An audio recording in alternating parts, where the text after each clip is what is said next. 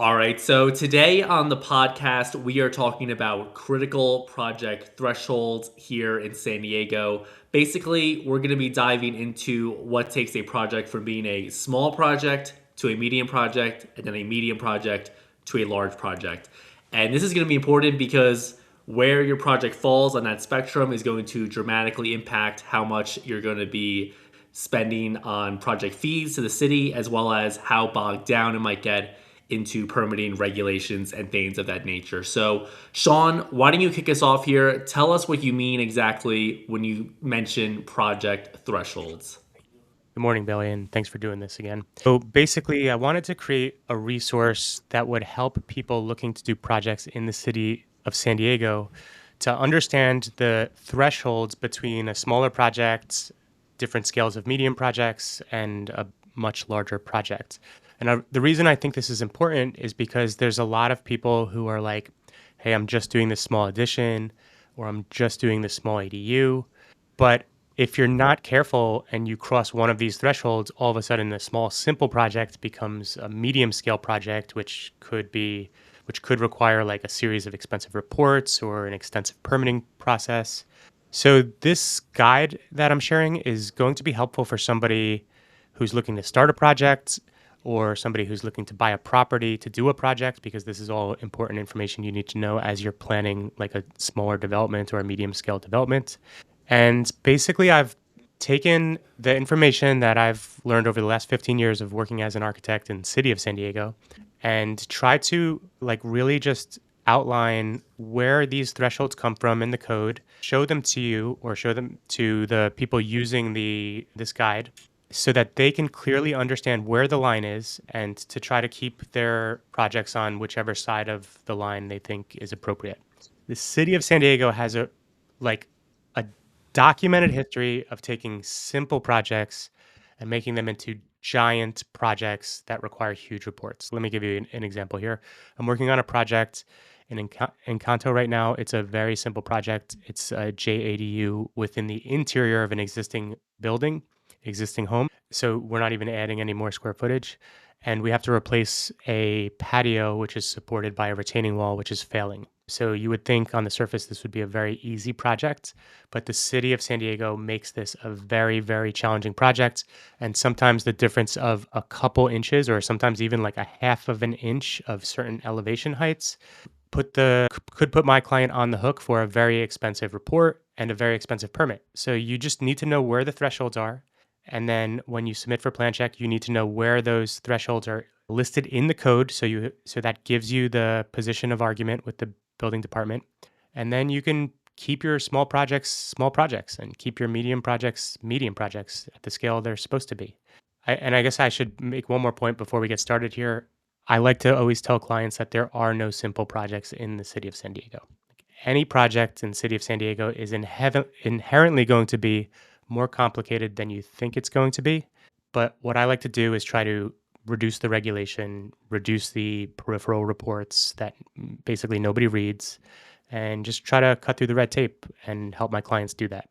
Definitely. And just to clarify, so everything we're talking about today, people can download a free guide that will be linked in the description.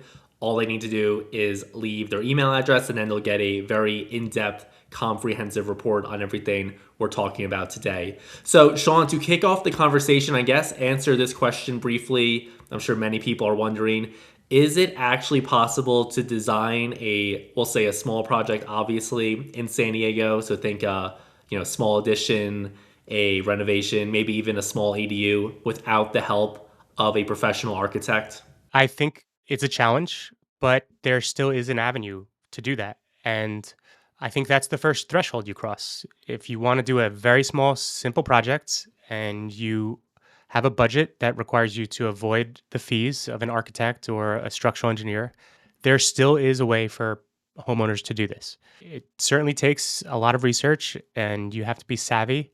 You have to be willing to probably make a couple mistakes in the process. The entry level projects, and I'm talking about like when entry level, a project that requires a permit, not something that people would do without a permit, but like the first level of project that requires a permit. This is a project that if you design your project correctly, you can do this without an architect. You do not need me to help you do this. So this is probably a good opportunity for me to do a screen share here. Look at the guide and that first category, and then explain how to do a project like that. On the left side of my screen here is the guide that we're talking about that will help you through this process. And on the right side of the screen here is going to be the corresponding code sections that are mentioned in the guide here. So on page 1, or I should say page 2 of this guide is what I'm calling the most simple projects.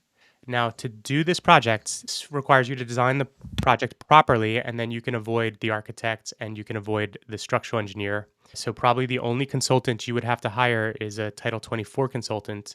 And even that, if you're patient enough, I guess I should say, you can do your own Title 24 report, but it is complicated.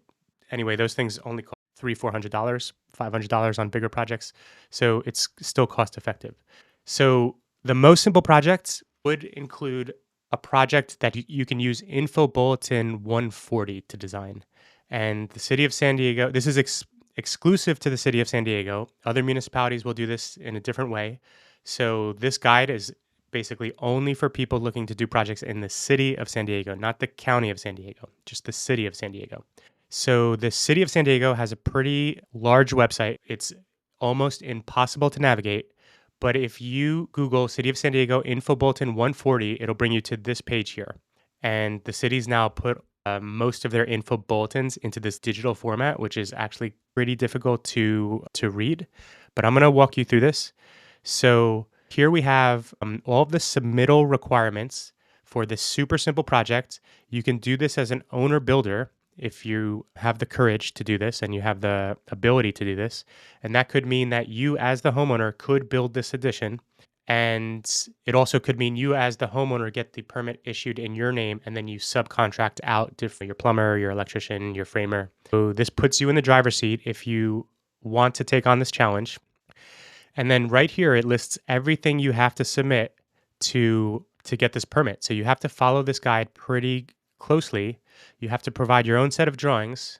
And then there's some guidelines on what to do in different overlay zones. So you'd have to be able to figure out what overlay zones your lot has. So you can use San Diego ZAP, that just Google City of San Diego ZAPP, and that'll help you figure these things out.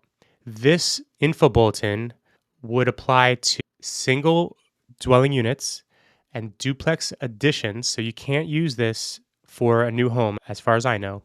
So it has to be an addition or a duplex. I'm also fairly certain you cannot use this for an ADU. So it can't be like a ground up ADU. So when I'm talking about the most simple project, there's an existing single family home or an existing duplex, and you're going to be altering it or building an addition. It also has to be single story. So that's going to be what establishes the first threshold here.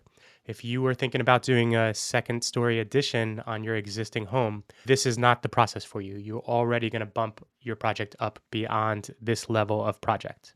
If I continue down on the info bulletin here, you can see it. Here's a link to some fees, some information on inspections here, different references. But this is the table that is going to help you calculate all of the structural design for your project. So for example, here we have a rafter size table, a joist size table, and then it talks about the spacing. So this is an on-center spacing. If you have 2x6s at 16 inches on center, which is your standard, they're allowed to span between these if you're using shingles or tiles on your roof. If you have a heavier roofing system, this will not work for you. So you have to dial your project down to meet these requirements, shift it into this category of the most simple project. And I'm going to scroll down on this info bulletin. You're going to see how detailed it can get. So here we're talking about some cantilevered floor joists, rafter heel connection to ceiling joist. We're going to have different spans for roof, floor, different sheathing types. Already, Billy, this is getting pretty complicated, wouldn't you say? Yeah, I'm always struck by the contrast between how, for example, if you flip through Architectural Digest, the famous magazine, how like creative everything looks and how beautiful everything is. But then behind the scenes, architecture is very technical, as you're showcasing here. Personally, I would just hire an architect, save myself the time and stress, but that's just me. Yeah, but for me to do Yeah. it like this, it could cost $20,000 because you're going to fall into the category of like our minimum projects level. So you can save that money, or you can hire a drafter who would be able to put a project together like this. But also, if you were designing an addition with this exact section, you can copy and paste this section into your floor plans, into your submittal plans, and that should be adequate. So it looks like it allows for a gable roof, and it looks like it allows for a shed roof with a lower slope, but there is no provision here for a hip roof. So, or especially not for, you don't have a flat roof or a butterfly roof, the more complicated roofs. So you have to work within what they're giving you here to really thread the needle into this simple project category. And you have to be able to read through this whole thing, and it's like a giant homework assignment, basically. But that's basically the end of the info bulletin. And if you could make this work, you're going to fall into this category, which I'm calling the most simple project. And that's the lowest cost and easiest process to do a project in the city of San Diego that requires a permit. Got it. And we'll link that resource below so people can navigate directly to it. Now, relatively quickly, why don't we talk about the three key elements here of the small projects that people should be aware of? So, first, talk about when a public improvement sort of a deal could be triggered by a project. Namely, this is going to be most commonly sidewalks, for example. So, walk us through when a public improvement like a sidewalk replacement could get triggered. Okay, so I'm calling this the next threshold here because I suppose in theory, you could be doing this simple project and a few things by mistake and trigger a public improvement.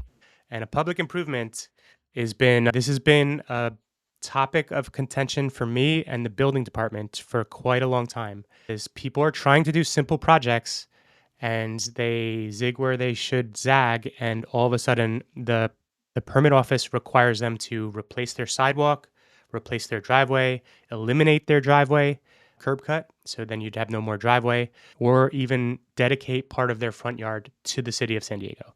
And I am like adamantly against this because people should be able to build things on their lot at a low cost or a reasonable cost without absorbing all of these additional construction costs like on the periphery.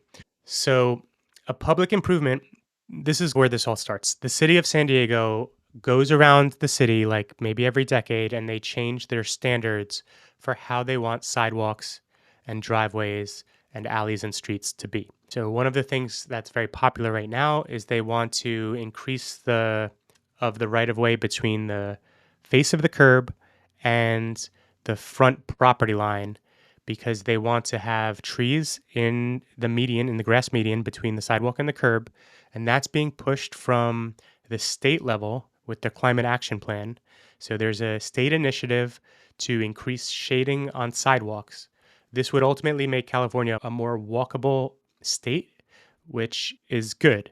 But when the city changes their standard, which is the distance from that face of curb to the front property line, then when you submit for certain types of permits and you trigger public improvements, then the city could be like, hey, we need you to dedicate the front 2 feet of your property to the city so that front of your property now meets the new city standard that they created a year ago or 5 years ago or 10 years ago.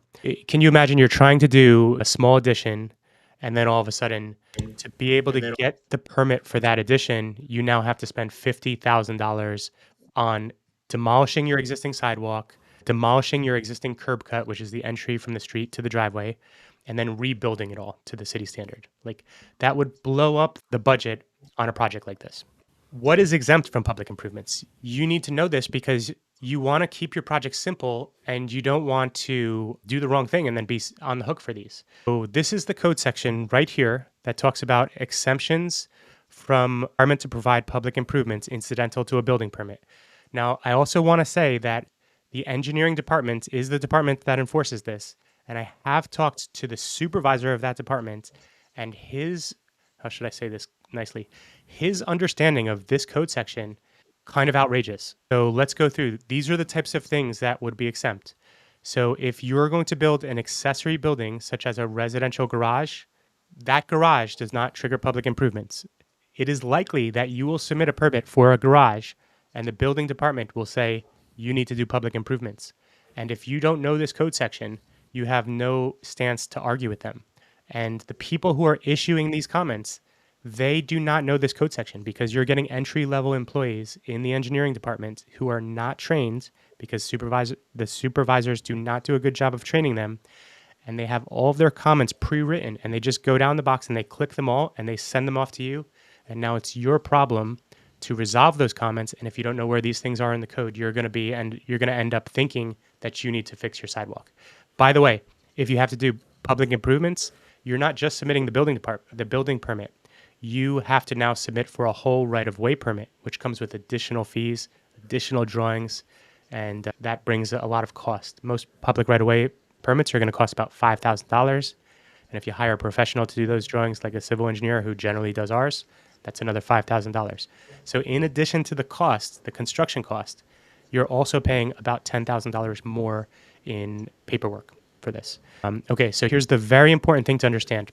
The definition of accessory buildings, accessory dwelling units. This is, you cannot argue this point because the code has a definition section which clearly identifies accessory buildings, accessory structures, and accessory dwelling units as the same thing.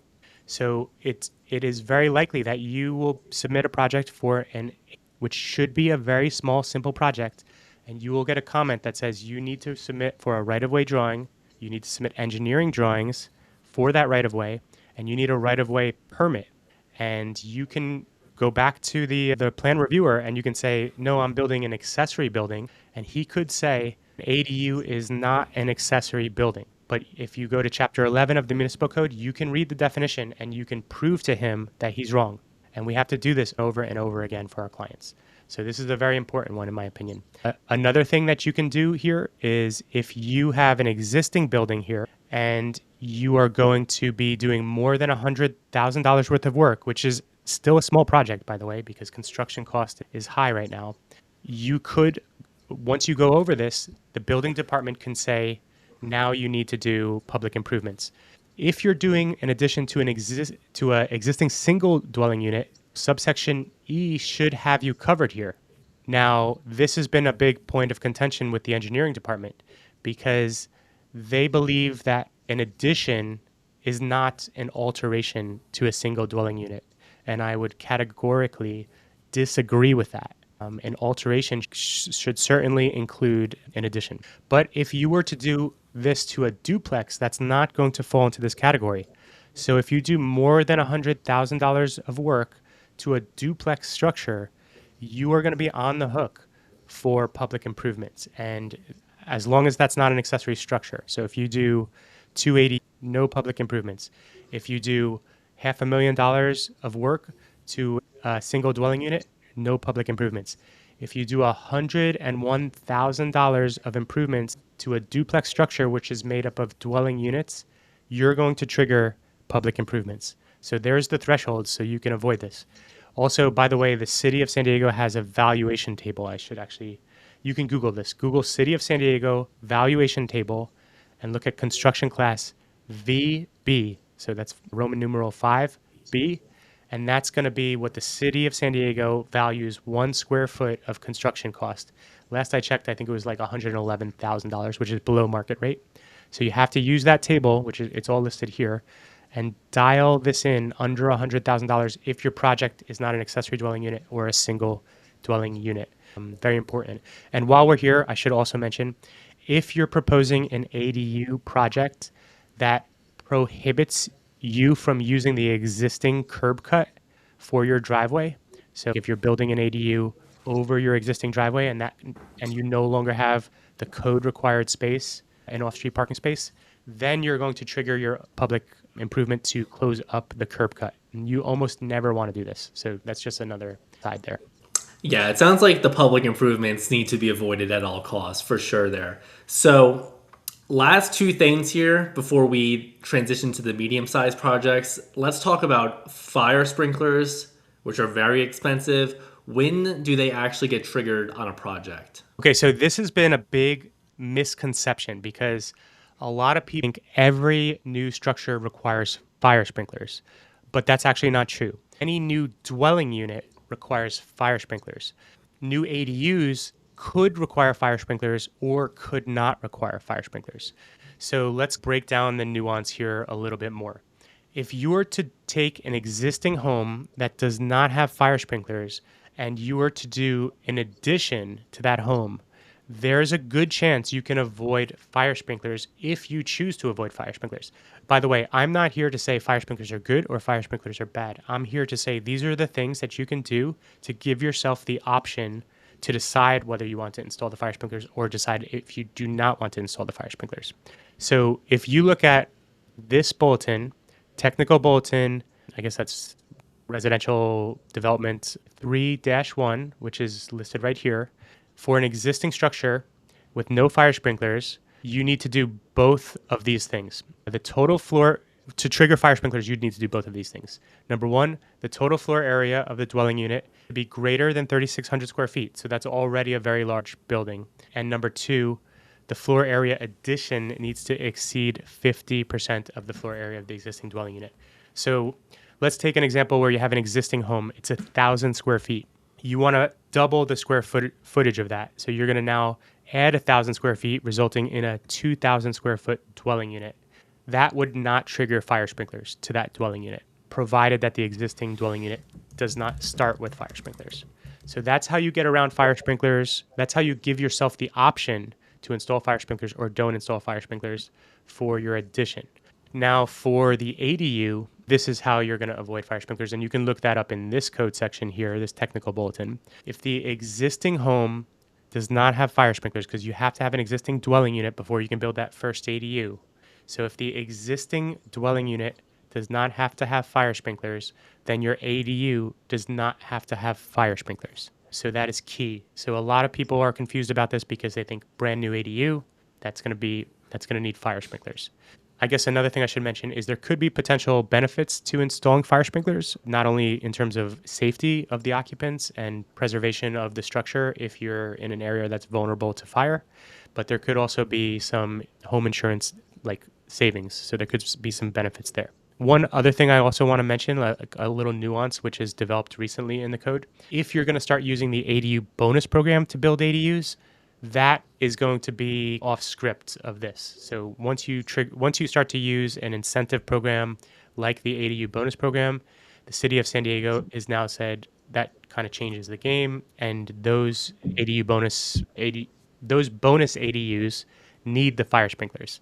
So the one thing that is a little bit unclear right now is, let's say you had an existing duplex, then you wanted to build 2 ADUs by right, and then you wanted to build 2 more ADUs using the ADU bonus program. If you interpret the code literally, only the 2 ADUs using the ADU bonus program would require fire sprinklers as long as the existing duplex does not have fire sprinklers. So if that's true, which is there's so much gray area in this code, it's hard to tell, but that would mean the first 2 ADUs by right would not need fire sprinklers. The second 2 ADUs you're using the incentive program of the ADU bonus program would require fire sprinklers. Fire sprinklers are not the end-all be-all on a project, but they could require you to upgrade your utilities if you're not careful. So that's a whole nother thing. I think we're going to get into that later. And it often would require a backflow preventer. So there's some additional infrastructure that's needed. So it does tick up the cost of a simple project. Got it. And now the final thing to talk about here, which I believe is a state requirement, but correct me if I'm wrong, and that is going to be solar panels being required on all new builds, as I understand it. So is that correct? And if so, are there ways to avoid the solar panel requirement?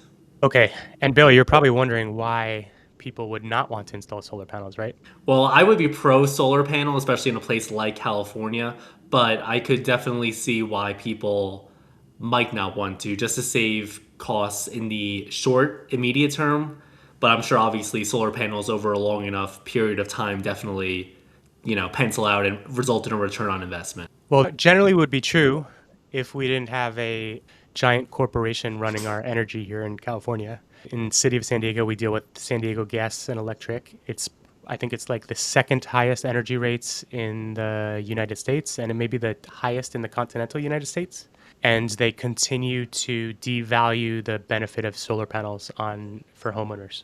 So there's 2 reasons why a homeowner may not want to install solar panels, maybe 3. So the first reason would be, like I was saying, with SD's new plans, solar panels do not pay back. So if you were to install solar panels, you could spend $20,000 to install the solar panels in your home, and you would never get that money back. Financially, it would be a bad investment when you factor in SDGE's plans. It just doesn't make sense anymore. The only way to make that make sense is to install solar panels and install a solar battery.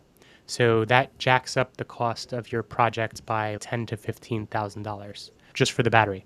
So if you want to do that, solar panels make sense. If you don't want to install the battery, generally solar panels don't make sense. So that's probably the number one reason why it's better for you as a homeowner or developer to have the option to install solar panels or to not install solar panels. So what I'm going to talk about here now is how to give yourself that option. The second reason why it may not be a good idea to install solar panels is if you're developing rental units, you as the landlord are usually not paying the electric bill. The tenant is paying the electric bill. And if you want to keep rent as low as possible or keep investment as low as possible, then you want to do the construction as low as possible. And that includes not installing solar panels. So that's just the nature of development. These costs of the development get passed on to the renter, and people wonder why rent is so high. It's because of all of these requirements that are required to build these buildings. And then the third reason why I'm not even a huge fan of this code is the benefit of the solar panel is for the occupant of the unit who lives in the unit with the solar panels. But requiring them to be on every single home inflates the cost of construction, which then again just gets passed on to the home buyer or to the tenant, like I said earlier. So in my opinion, the option to install solar panels is key. Okay, so now let me explain the threshold that you're going to face here. So this is also another misconception. People think that if you build a new unit, you have to install solar panels. And the code actually did state this for a while. But if you build a new dwelling unit, you need solar panels. If you build a new ADU, there is a chance you don't need solar panels. And you will not figure that out until you have your Title 24 report produced, because the solar panels factor into the Title 24 report. And the Title 24 report is this energy calculation which factors in the insulation you have in your floor, walls, and roof, the efficiency of the mechanical system, which is basically your heater and air conditioning and your water heater. It does not take into account at the residential level any of your kitchen appliances or your washer and dryer. So if you're designing a home that is reasonably energy efficient, and basically like any home that you're designing to the minimum standards of the code is going to meet this category. If you're in climate zone 7, which like most of the city of San Diego is, we can design homes up to about 1,100 square feet plus or minus, and those generally would be exempt solar panels. But sorry, one clarification on this. That needs to be an ADU. You cannot do this with a dwelling unit. You're going to be on the hook for the solar panels for a dwelling unit any way you look at it. So that's the threshold here for solar panels. Got it. All right. Yeah. So there's a lot that goes into it clearly. And I feel like it's also important to note that we're recording this right at the end of 2025. I'm sure this could all change at any point in the future. The code changes in 3 weeks. Exactly. So always check to make sure the code is up to date. Let's now move on, though, to medium-sized projects. So we'll talk about when projects get a bit more complex, starting with water meter upgrades. So this is the utility upgrade you're hinting at. What exactly could trigger that, and how much of an increase in project costs would that result in? Okay, so you're trying to do a medium-sized project, and that is either going to be something like a large home with lots of bathrooms, or maybe a project with lots of units. There's an existing water meter on your property, unless you have a vacant lot. There's an existing water meter. That existing water meter has a pipe that goes from the city's main water line in the street to the water meter, and then from the water meter onto your private property. The pipe is going to come with a real world constraint of how much water can flow through the pipe based on the diameter of the pipe. Most existing water meters have a 3/4 inch meter. This could either fit 4 units with 1 bathroom each, no dishwashers and no washer and dryers, or 3 units, 1 bathroom each, with a dishwasher in each and a washer and dryer, and you're going to be pushing it at that point. That's a 3/4 inch meter. If you need to understand the size of the pipe coming out of your meter, and you can get this on your water bill, or you can look into the meter box and try to measure it. That can be challenging sometimes.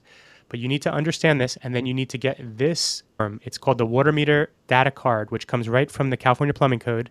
Use the private column here, add all of your fixtures. So if you have, let's say, shower heads, let's say we have 4 shower heads, we're going to use private multiplier, and that's going to give us 8 fixture units. Total everything up here, and for a 3/4 inch meter, you need to be under 42 fixture units. And then you do not have to upgrade your water meter. Now, if you have fire sprinklers, that's one of the reasons why you're going to tick this number up. So you got to be real careful with all this. You need to be planning this at the very early onset of the project before you start construction drawings and before you submit for the permit. If you go over your meter capacity, the cost of upgrading that water meter, which includes cutting into the street, is going to be about $30,000 to $40,000 of labor, and it's going to cost you about $10,000 in paperwork between the right-of-way permit you're going to need and the engineering you're going to need. If you imagine, Billy, you don't want to be planning a $100,000 simple project, which is a bathroom addition, and that $100,000 bathroom addition kicks in a $50,000 water meter upgrade. That would blow the budget up. So you want to be careful about this one on the front end. Definitely. Absolutely. Then the next big thing we want to talk about here in the medium-sized project category is going to be what exactly is the difference between the R2 and R3 occupancy, and why exactly should people care? Okay, so this one is confusing because you have to be kind of this is like, we're talking professional language here. This is like the type of things I talk about with my engineering consultants. It's not the type of thing that homeowners typically understand or know about. So when we talk about occupancy, this is a term, it's a kind of like a definition in the state building code. Every single type of structure has an occupancy associated with it. If you're going to build a garage, that has an occupancy. If you're going to build a single family home, that has an occupancy. If you're going to build a duplex, that has an occupancy. And if you're going to build a multifamily project, that has an occupancy. And this is a little counterintuitive here. And by the way, this is different than what your real estate agent is, the terms your real estate agent is using. You talk to a real estate agent, they say this lot has an R2 occupancy. What they generally mean is you can build 2 units. What we're talking about here is language from the building code about occupancy. So an R3 occupancy project is the low-hanging fruit of the building code.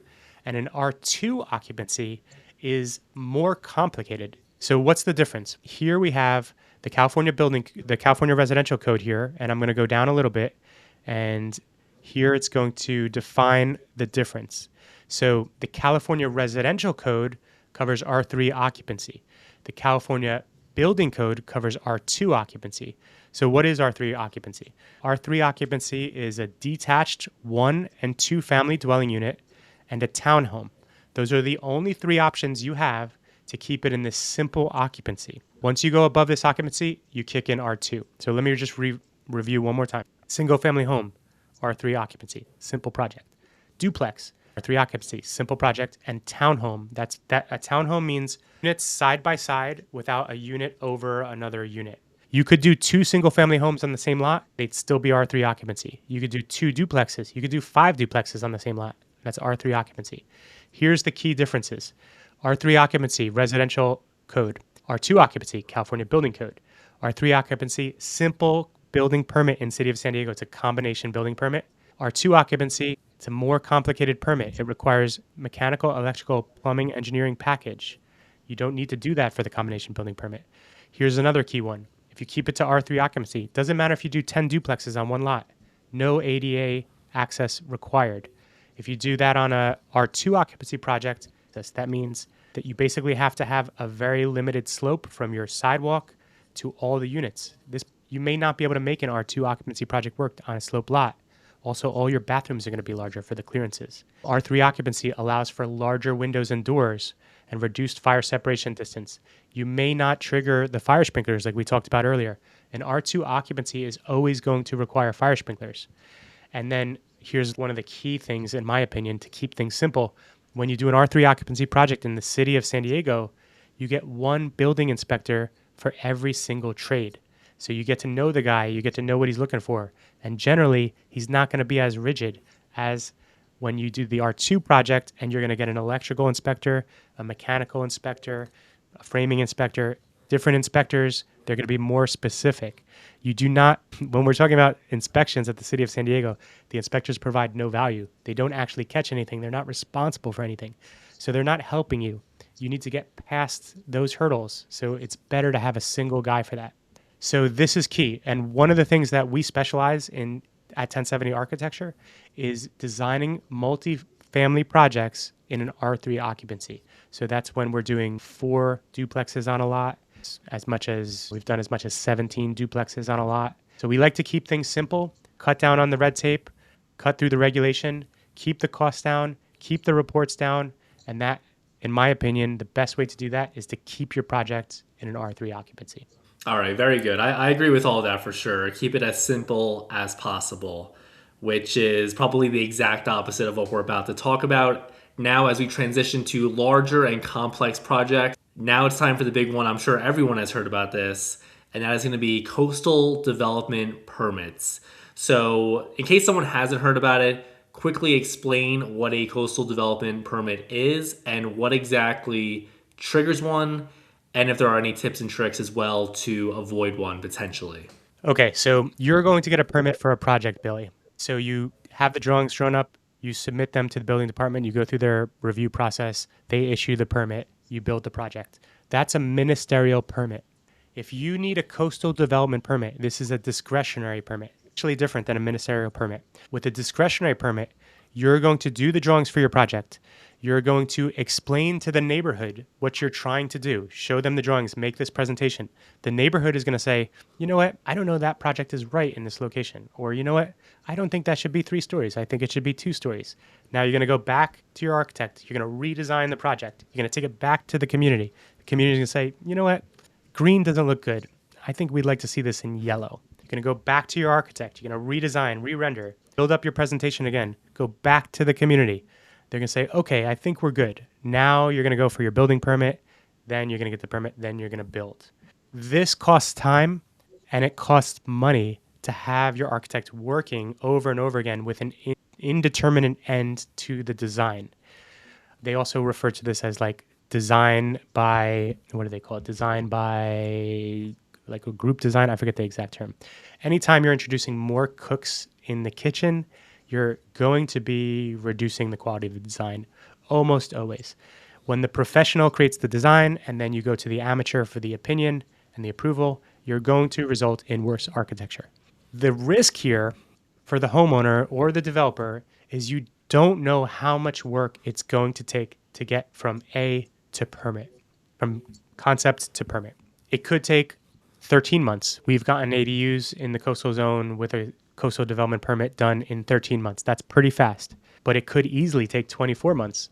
And that time could be holding costs. You could be accumulating interest on your loan, depending on the type of project, or you could just have an unknown amount of design fees because maybe the project needs to be redesigned over and over again. This type of project, anytime you have a CDP, coastal development permit, this is inherently going to be what I would consider to be a large project. So the key is how to get exempt. So first off, you need to know if you're in the coastal zone. Coastal zone is generally west of Route 5. If you are in the coastal zone, there's 2 types of coastal zone projects. There's the appealable area, and then there's the non-appealable area. The appealable area is closer to the coast, generally between the first major roadway from the coast. So if you're between the first major roadway and the coast, that's generally the appealable area. If you're building an ADU, if you're in the non-appealable area, it requires a coastal development permit, but they provide a more streamlined process, which is essentially just a ministerial permit. I don't know why they don't just change the name. But if you're designing the ADU in the appealable area, that's the full coastal development permit process. Minimum 13 months. That's the shortest time we've been able to get a small ADU approved in the appealable area of the CDP, of the coastal zone. Okay, let's say you have an existing home. You can maintain 50% of the exterior walls, and they measure that by the top framing member on the wall, which is called the plate, the horizontal framing member. If you can maintain 50% of that plate, then you are going to be exempt from a coastal development permit. So that's key. Also, in certain areas, you can add up to 10%. If you're within this appealable area, close to the beach, you can add up to 10% and generally be exempt. So that's another angle. There's another thing here, which I talk about pre-demolition inspection. So if you're going to be close to that 50%, maintaining 50% of the exterior walls, the city's going to send out a inspector and they're going to do a pre-demolition inspection.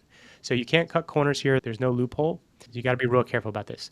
Actually, I just said there was no loophole. This may be a loophole. So let me talk to you about this one. This is one I've personally done on my own project in the coastal zone. So you cannot convert unconditioned space to an ADU and be exempt from a coastal development permit. So if you have a garage, you cannot convert that to an ADU and be exempt from a coastal development permit. But if you have an existing single family home, you maintain 50% of the exterior walls, you build an addition with your first permit, and then after you get final inspection, you then pull a second permit to convert that addition into an ADU, you would be exempt from a coastal development permit. It takes 2 permits, but it is a big workaround, but you're going to alleviate a lot of risk. So if you have the time and the money to do that, generally that is my preference. Although I don't like having to go through more permitting, because anytime you go through more permitting, you open yourself up for more issues. It's not ideal, but anything in the coastal zone is a complicated project. Even the small projects become inherently large projects. Got it. Well, I think that's a good place to leave it. This was a very technical conversation, but I think there was a lot of value in it for anyone considering any sort of housing project in San Diego. I suppose to wrap up, what would you advise people here if they're in the planning stages of their project based on this conversation? What exactly should they be thinking about? What are the key thresholds they want to have on their radar from the start? Just, final thoughts here on this conversation. Find the document first, read through the document. If you're planning a project and you're in one of those smaller categories, keep the project there. If you find yourself in one of these larger categories looking to do an R2 project or a large R3 project, if you have utility upgrades, or if you're in the coastal zone, then you probably need a professional. And if that's the situation you find yourself in, then reach out to me and we can do a virtual consultation and see what kind of constraints your project's going to have, and I can give you good advice and see how to proceed. And on that note, explain the different ways people can get in touch with you and your studio, because whether they're looking just for a couple hours of help, maybe on a small project, maybe they need permitting help, or maybe they're considering a full-on, beautiful, modern custom home that's obviously going to require a professional architecture studio. What are some of the different ways you can help prospective clients with their project? So visit the website, 1070architecture.com. There's a whole bunch of good information there. You can send me an email info@1070architecture.com. You can also check out the Instagram, which is 1070architecture. And in the information section of this video, we'll have a whole bunch of links so you can find all this stuff. Definitely. So hope everyone liked the video, subscribe, and if anyone has any questions, drop a comment. Sean usually does a pretty good job of responding back. So thanks for watching. We'll see you in the next one. Thanks, Billy.